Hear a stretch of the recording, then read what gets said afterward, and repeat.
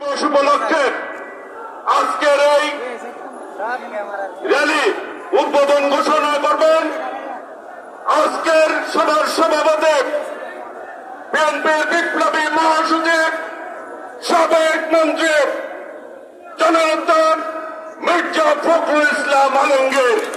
ওই নেত্রী আছে, হাত তুলে বলতে হবে নেত্রী আছে, সেই নেত্রী খালেদা জিয়া,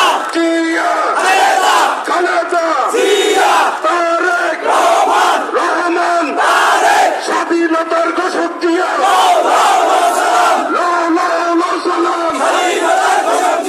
বাংলাদেশের অপর নাম, স্বাধীনতার অপর নাম, গণতন্ত্রের অপর নাম। সবাইকে ধন্যবাদ। বিসমিল্লাহির রহমানির রহিম। আজ 7ই নভেম্বর, আজ থেকে 50 বছর আগে বাংলাদেশের দেশপ্রেমিক সৈনিকেরা এবং দেশপ্রেমিক মানুষেরা ঐক্যবদ্ধ হয়ে এই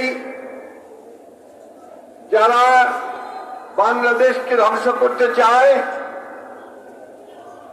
যারা বাংলাদেশকে একটা কঠিন আবরণে রাখতে চায়, সেই আধিপত্যবাদী ষড়যন্ত্র চক্রান্ত থেকে রক্ষা করে শহীদ প্রেসিডেন্ট, স্বাধীনতার ঘোষক, বহুদলীয় গণতন্ত্রের প্রবক্তা শহীদ প্রেসিডেন্ট জিয়াউর রহমান বীর উত্তমকে সেদিন রাষ্ট্র পরিচালনার দায়িত্ব দিয়েছিল, গৃহবন্দী অবস্থা থেকে বাইরে নিয়ে এসে। সেই দিন থেকে সেই শহীদ প্রেসিডেন্ট জিয়াউর রহমান মাত্র 3.5 বছরের মধ্যে বাংলাদেশকে একটা নতুন, একটা সমৃদ্ধ বাংলাদেশে পরিণত করতে চেয়েছিল।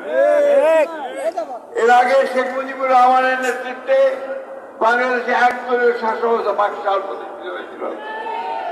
তিনি সেটাকে বহুদলীয় গণতন্ত্রে রূপান্তরিত করেছেন, সংবাদপত্রের স্বাধীনতা নিশ্চিত করেছিলেন, বিচার বিভাগের স্বাধীনতা নিশ্চিত করেছিলেন এবং অর্থনীতিতে তিনি একটা বেসরকারি খাতে বিনিয়োগ এবং প্রাইভেট সেক্টরকে তিনি